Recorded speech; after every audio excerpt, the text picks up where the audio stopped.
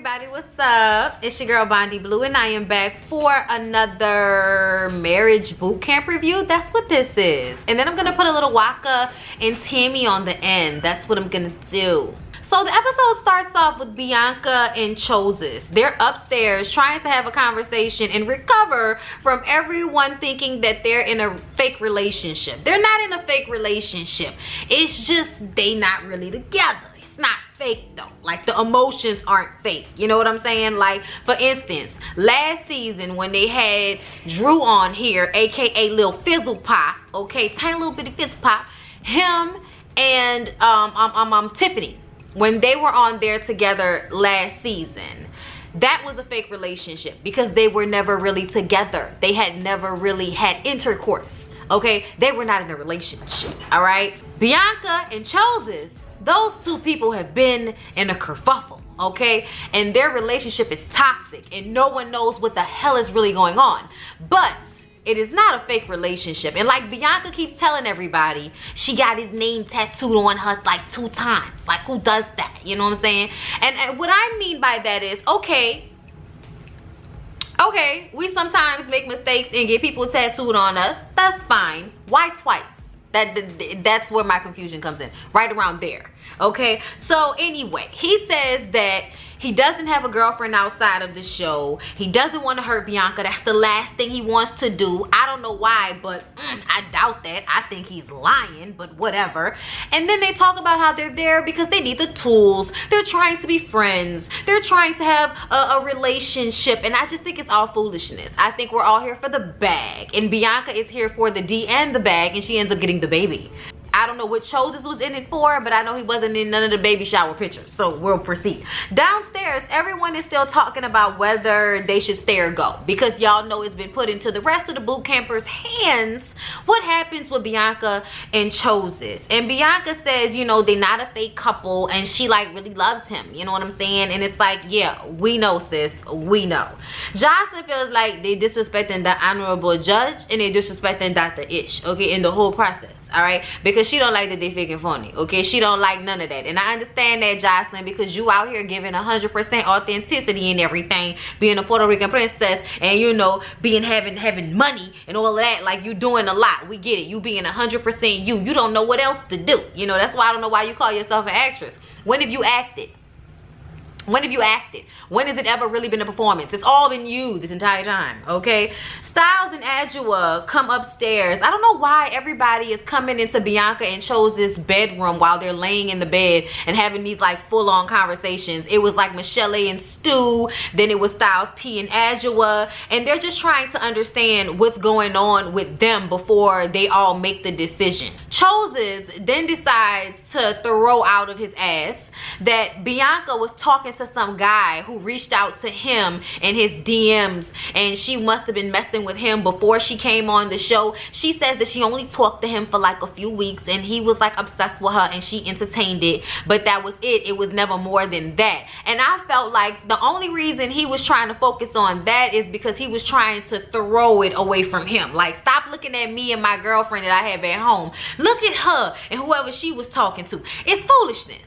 It's foolishness. It's ridiculousness. Like, what are you talking about, Choses? She talked to somebody. How many times have you said y'all wasn't together? So what difference does it make? He says that she's being a hypocrite. I feel like he's being a damn hypocrite and trying to flip it on us and on her, and I am not being fooled, Choses. You are not that smart. Okay, you're not that smart, sir, and I'm gonna tell you why you're not that smart. You got one specific girl that you keep fooling with, and this girl has fought the girl. You've still messed with the girl. Now the girl is wearing your chain and you posting her on your social media. All right, whoever this guy is, in order for you to even know about him, he had to hit you up in your DMs. And how you know he wasn't trying to come at you just to like throw salt on y'all situation? So I'm just kind of looking at Choses like, what in the BITCH made is going on here? Chose says it might be over for them. I think it's been over for them.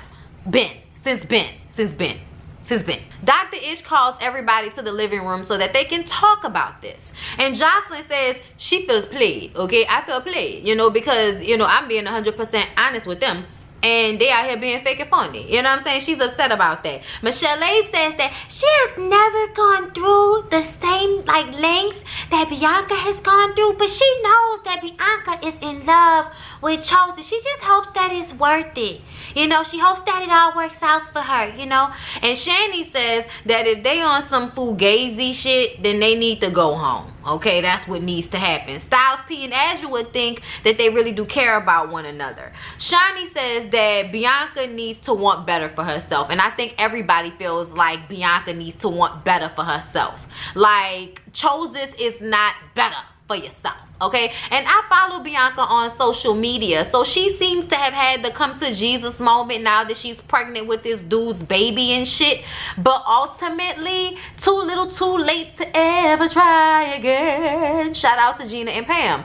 Like, I'm looking at her now like I wish you would have had that same, you know, rah-rah now, you know, at this point on the show, you know. But shit, she might already be pregnant for all we know. Everybody wants Bianca and Chosen to work it out. I don't know why. I don't know why y'all want them to work it out. It's toxic. Dr. Ish sits down and he says, look, y'all are not in trouble. I'm not your father, okay? We're just trying to move forward and handle this in a different way so that you can actually get past these things instead of constantly being in a cycle of arguing and having sex, because that's all you're doing. So they continue on as a group of 10, all right? Bianca and Chosen stay in the house to argue and fight in front another day. Boot camp is working. Ow, boot camp is working. Yeah, boot camp is working. Wow, boot camp is working. Yeah. Yeah, maybe, and maybe not. We'll see. So then they have to complete exercises throughout the day in the same pair of pants and shirt. Okay, they can only use one arm. We have seen the boot campers go through this before. It is strenuous, it is tiring, it is annoying. And last season Lil Mo and Carl did the best, but we all see how that turned out. So yes, we'll see. We'll see what's gonna happen here. Some notes. Stu worked on my nerves. Stu runs his mouth too much. I think we all are starting to find out how crazy Stu is this episode. We realize something's not quite right. I think we knew that, but I think now it's like really settling in. Like we're like, oh wow, yeah, son's crazy. Like, yeah, he ain't tapping on all his shoes up there. Yeah, no, he's not. And then michel'le, you know, just when you think that he's the craziest person in a relationship, michel'le says, you know, he just kept talking so much shit, and I just kept reminding him, you know, that he can be with whoever he wants to be with. And I'm like, what the hell does that have to do with what we are doing currently, going throughout the day, trying to create a meal in the same pair of shirt and pants? What the hell, michel'le? What did that have to do with the moment? With the commentary that we were asking for? Y'all, is it just me? Was it just me in that moment that didn't understand how that connected at all? Never mind. Anyway, Jocelyn and Ballistics actually did fan-effing-tastic during all of these exercises. They really work well together. Well, hold up, let me slow down. Jocelyn allowed for Rob to lead. She allowed for him to tell her what to do when they were building things, but ultimately the physicality is what became strenuous for Rob, because Jocelyn is bending and leaning and it's hurting his back, and I think physically it became tiring and he kind of got a temper. And because she felt like she was giving it the old college try, she was giving it her all this entire time, and it's been just as strenuous physically for her, she feels like, well, if you're gonna have an attitude with me, fuck you then. And then she catches an attitude with him and she's talking crazy to him. On top of that, we've been drinking, so she's like in his face, you know what I'm saying, don't talk to me. Like, she like real in his face and crazy, and you know, she was real close to him, and everybody was feeling like she was degrading him or being disrespectful to him. But I feel like they don't see how throughout the entire day he's been agitated and short with her, and she's been trying to, you know, let him lead and all of that. She's been trying to work on her own thing and to see see him responding to her in that way, I think agitated her. And then everybody else looks at Jocelyn and thinks that maybe she might be overreacting, or she's doing the most, because they haven't seen how he's been doing the little small stuff all throughout the day, and now her feelings are hurt, and it's fuck you. You know, that's where it's at this point. But Styles, Adjua, CeeLo, and Shiny, everybody all got annoyed throughout this process, because it's physically tiring to only use one arm. It's physically tiring to have both of your legs in a little bitty pants leg as you try to walk with one another without falling. Okay, sitting down and getting up when the other person is heavier than you and hasn't gotten up just yet, so your back hurting while you trying to get them to get up. You gotta wait for them to get, like, all of that. Like, that's tiring as hell. Okay, it was really a lot. Styles at one point is just standing there letting Adjua do everything, and she was like, you just standing there doing motherfucking nothing. Okay, she was getting agitated with him. Okay, then they have to eat, and it was very difficult to watch them eat, because it's like, you know, when you use your strength in one hand to open something and the other one to hold it, how both of your hands give you the strength to do that. So one person not being able to create the same support, you know what I'm saying? It's just so difficult to get throughout your day with one hand. Jocelyn told Ballistic that he needed to be nice to her, okay? And then he must have said something under his breath, 'cause she was like, don't be making no threats to me. The fuck is wrong with you? Like, when she did that, I was like, oh, is she gonna bite him? I thought she might bite him. But anyway, y'all, that's probably what I would have done. I probably would have bit that nigga on the nose. Okay, then y'all, Stu and michel'le talk, and he tells her that he's starting to feel like this whole process is about her and what she needs, and what he's not doing and not what he needs. And I'm just kind of over him always trying to play the victim and never taking responsibility for his part in their issues. Like, it's exhausting. For real. I understand why michel'le is just, I'm tired of you. I understand why, michel'le. I'd be tired of his ass too. So Dr. Ish calls everybody down to the patio, and he explains to them that the point of today's exercises was that even though we may complain about one person being the head of household or wearing the pants, we see that it can be even more difficult to have both people trying to wear the pants at the same time. Meaning, somebody needs to play it back. Somebody needs to, you know, play the background for a second, every now and again. And working closely together can sometimes create problems. So everyone is set free of their joint outfit, and they have to go through an obstacle course in which their partner is standing at the end of the obstacle course, or the beginning, whatever, but it's like one long row. Everybody has their own row, okay? And their partner is standing there with a megaphone, screaming, telling them what to do, while they have on drunk goggles. Okay, drunk goggles. I said, what the shit? I rewinded 2 or 3 times trying to hear what Jocelyn called it. Drunk goggles. Okay, I was like, okay, that's fine. So everybody goes through it once, and then they switch with their partner, and their partner goes with the goggles on once. All right, very entertaining to watch. Bianca and Choses, of course, we know the youngins do the best time, of course. All right, but ultimately, all Choses did was stand at the end and say, yeah, yeah, yeah. Like, that's all he did. It was funny. They showed it a few times so we can see just how dumb he looked. And then she just figured it out all on her own and went through and did it. Like, that's just how it was. Their communication was terrible. Jocelyn and Rob actually did the best. All right, they ended up doing the best because they worked together the best. It's actually amazing to watch. They're both very calm with one another, and now that Jocelyn has learned to calm the hell down, there's a considerate like thing going on. They're very considerate of one another, and I love to watch that. I think it's very sweet to watch Jocelyn and Rob and how their relationship is throughout marriage boot camp. But once they find out that they won, she starts twerking, and I'm like, girl, you better get it, okay? You better get on all fours. michel'le and Stu did the worst. Of course they have the worst communication. She didn't give good girl. Wait. Wait a minute, I'm sorry, y'all. I had to break the notes. So she gave terrible direction, but it was hilarious, and I rewinded like 4 or 5 times just to keep laughing at it.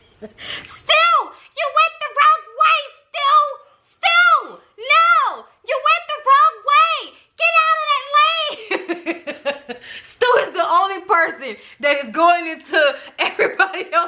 mine, but his own. And she's just screaming at the top of her voice to the point where it starts to get a little deep. Yo.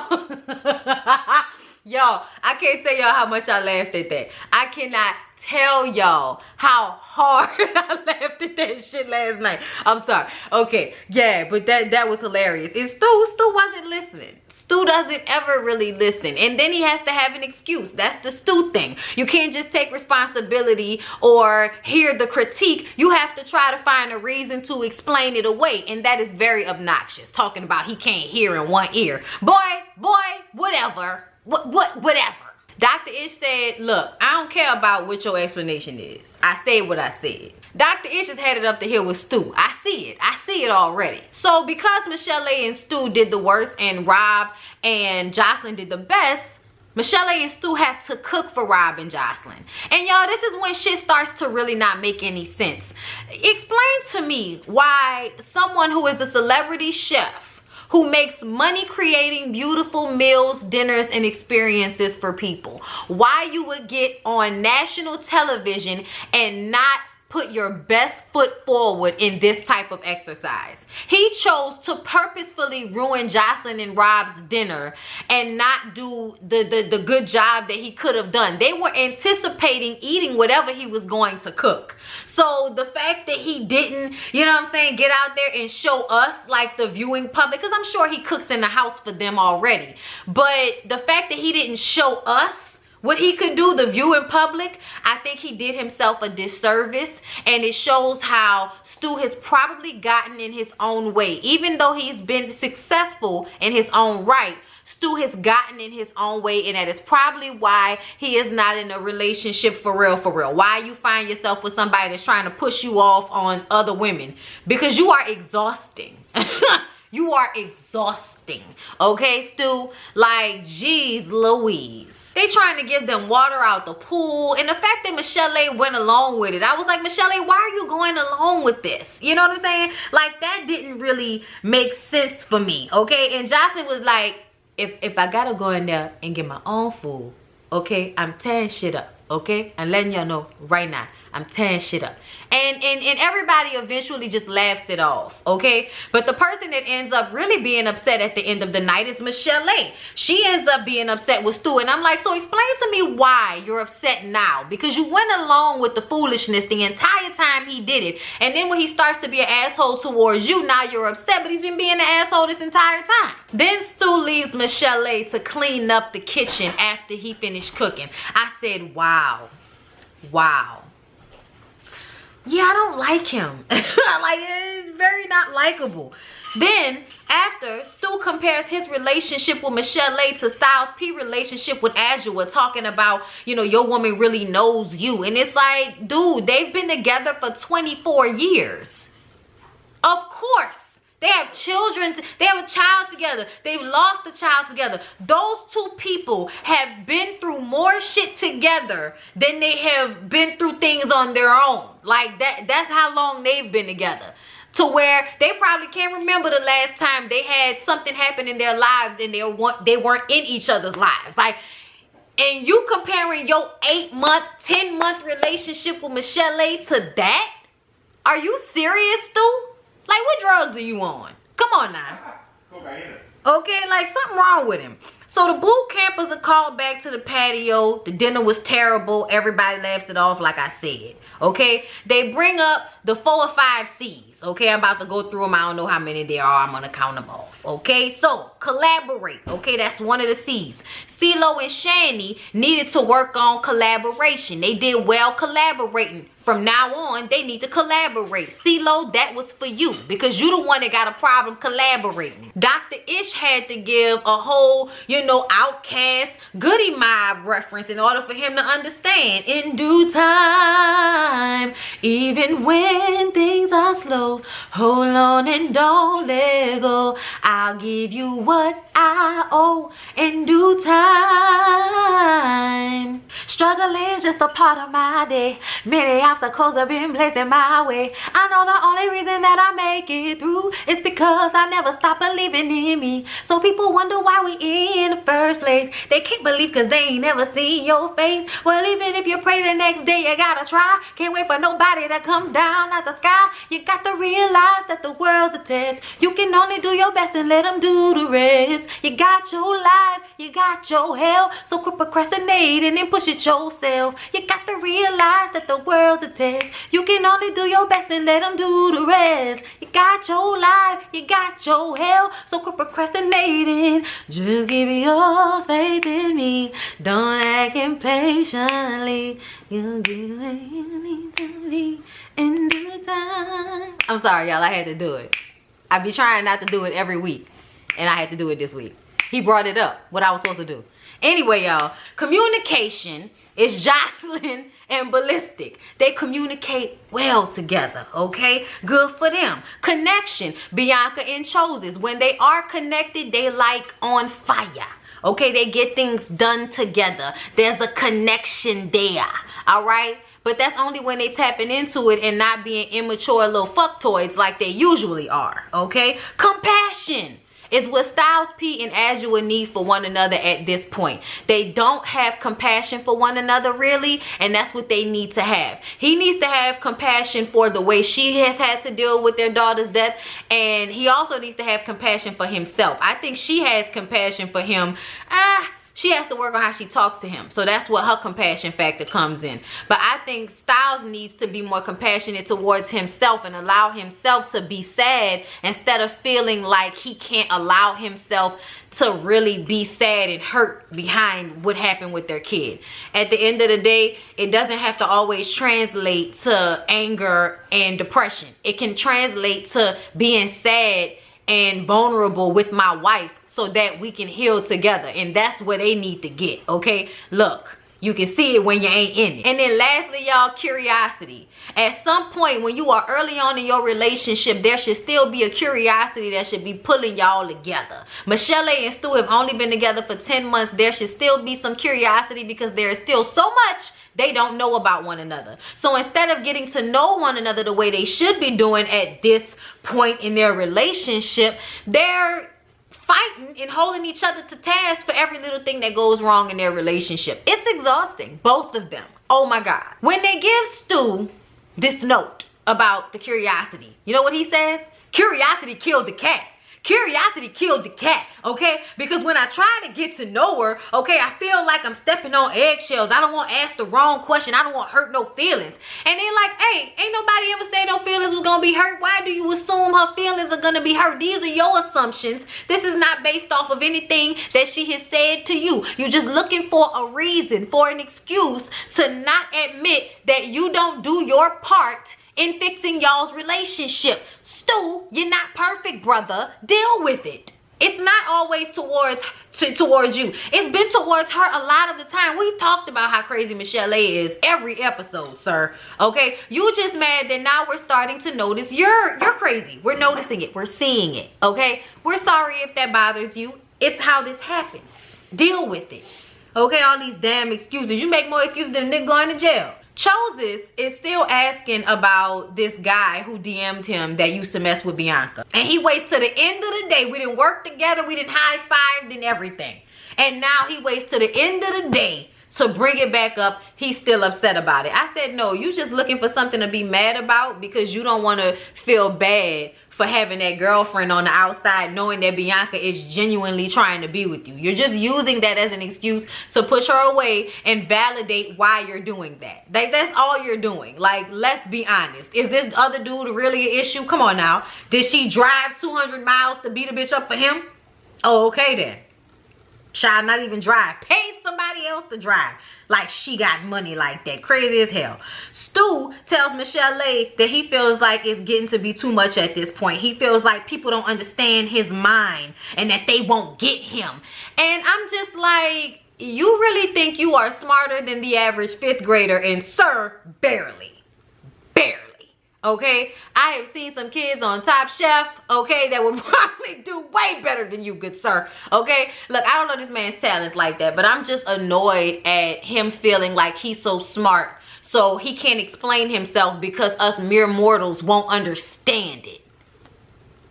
No, Stu, no. Okay, so yeah, y'all, that's that. Let's move on to Waka and Tammy. So Waka and Tammy, all right. So one of the main issues they're having this season is that she gave $54,000 to a design company that was supposed to be doing her home. This new house that they have, they're supposed to be doing renovations or something like that. And Waka told her, don't use those people. I don't trust those people. She used them anyway. Gave them $54,000. Poof, pow. You know, they disappeared with her money. They haven't done any of the work. And now that she's gotten online and talked about that, excuse me, they are suing her for defamation. So yeah, Waka is just like, I don't know why you don't listen to me. I don't know what the problem is. I'm like, yeah, I don't know why she don't listen to you either. Like, that don't make no damn sense. This man know what he talking about. Told you not to use them. Child, as soon as he would have said, no, don't use them, I'd have been like, find me somebody reputable then. Thank you. Like, I'm not about to go into business and hand over $54,000 to somebody. And my husband had just said, I don't trust them. I don't understand why she would not trust his instinct. There's a breakdown in there somewhere. And Waka said something at the end of the episode that rings true now that I'm thinking about that. It's like she has to go against him because she's trying to prove that he can't dog her out or misuse her the way he did before. Like, I don't really need you. I can do this on my own. I don't really need you. Like, it's that type of thing. Because she's been hurt in their relationship and whatever Tammy has been through in her own life, okay? Because she definitely got childhood daddy issues going on with her. I don't know what it's about, but something going on right there. Because like Deb said, that mouth, recklessness, okay? But she's thicker than a Snicker. And that usually makes up for a lot of things. So Deb and Mona, the mamas, want Waka and Tammy to have a baby, but they kind of put all of the responsibility on Tammy, okay? Deb comes over, you know, with her non-soggy titties so that she can put pressure on Tammy to hurry up and have a baby because they didn't talked about this. They had a discussion already, okay? They talked about this. And she was supposed to have a baby by now. Okay, they going into the summer and that was not the agreement. And I'm just kind of like, first of all, Deb, even if she was trying to get pregnant, like, Tammy is in her mid to late 30s at this point.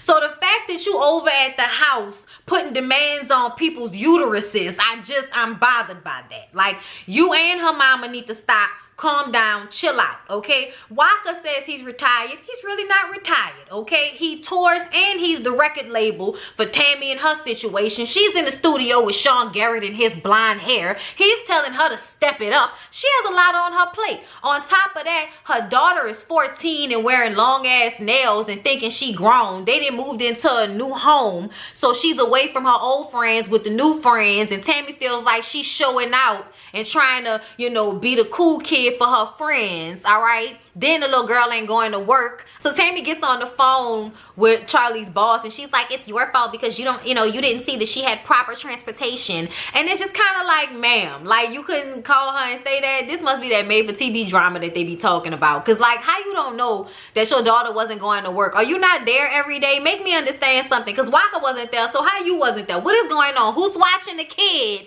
if don't nobody know if she went to work in a month? You know what I'm saying? When she went in the studio with Sean Garrett and his blonde hair, and then she had the Tiffany Fox girl there who was on Love and Hip Hop. Y'all remember she had got into it with Jessica Dime back in the day, okay? Love, whenever Jessica Dime about to fight somebody, I'd be laughing my ass off. She'd be so mad. Be about it, ho! Like, she'd be so upset. I'm sorry. Anyway, okay. So yeah, they were all, well, ain't Dime and Tammy friends? And then girl, look, I don't know how that worked out. Anyway, but they was in the studio. Sean Garrett told her to step it up. Then they ended up having a power outage at the studio and they lost her album, and then she has to like go back in there and re-record it.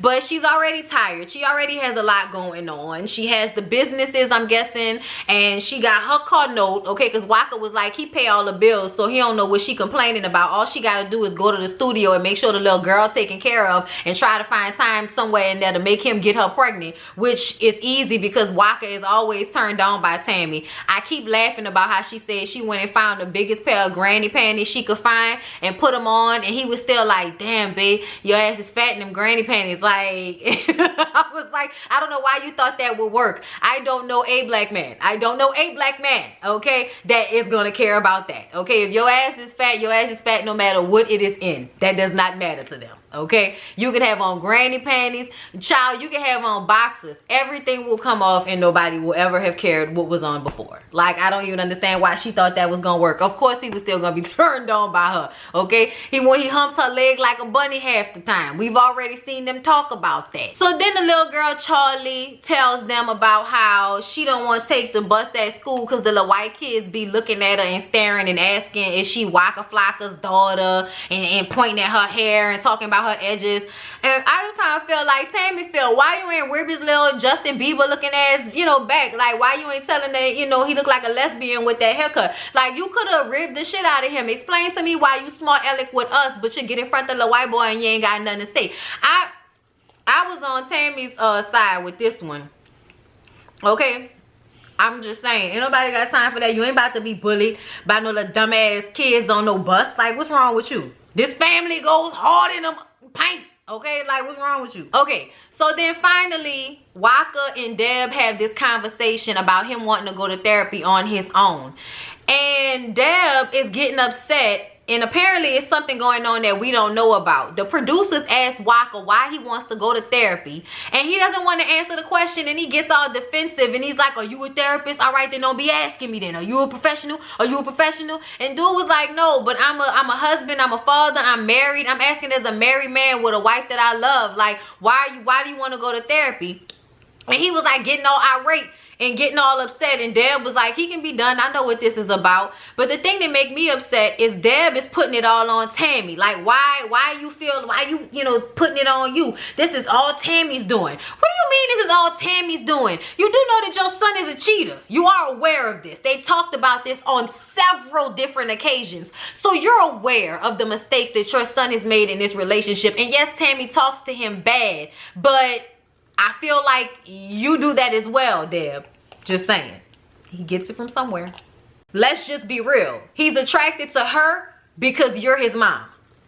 I'm telling you right now, okay? He's attracted to a strong woman, okay? And, you know, however that might be, negative or positive, he is attracted to that because that is what his mother is, okay? So Deb always finding a reason to blame Tammy is just like, okay, but you still want grandbabies by the bitch. But you don't know how you feel about her. Okay. And then it aggravates me when Waka starts questioning people's blackness. Like, I'm black, bro. We don't say things like that. Oh, well, you know, my wife is treating me this kind of way and I'm feeling, we don't do that, bro. Okay, I don't know what type of black you are. I was like, I am offended. As a black person, Waka, we talk about our feelings, baby. Yes, we do. Yes, we do. We talk about our feelings. We vocalize when we feel a certain way. Yes, we do. Okay? Don't culturally put us in a box of people that don't know how to express their emotions and feelings, therefore incapable of having, you know, good communication skills. Don't put us all in that. Don't group us in that. That ain't a black thing. Okay? That's a disenfranchised thing. But anyway, you know, people that don't feel like therapy and all of that. I mean, you want to go to therapy, so I'm trying to understand what Waka's mind frame is. Like, you know what I'm saying? Like, all right, Waka, whatever, baby. You know, he stresses me out sometimes because he be wanting to be so woke and he just be going so far sometimes. Like, what did you say? What? That didn't make no sense. That's how I be feeling about him sometimes. When he was talking about the green eggs and ham, that's how he feel about business. I was like, nigga, what? Huh? None of that made sense. Anyway, y'all, that's all I gotta say. That was Marriage Boot Camp and Waka and Tammy. Probably got blueberry on my teeth and all this. Anyway, hope y'all enjoy. Please don't forget to like, comment, and subscribe. I'll see y'all in the next one.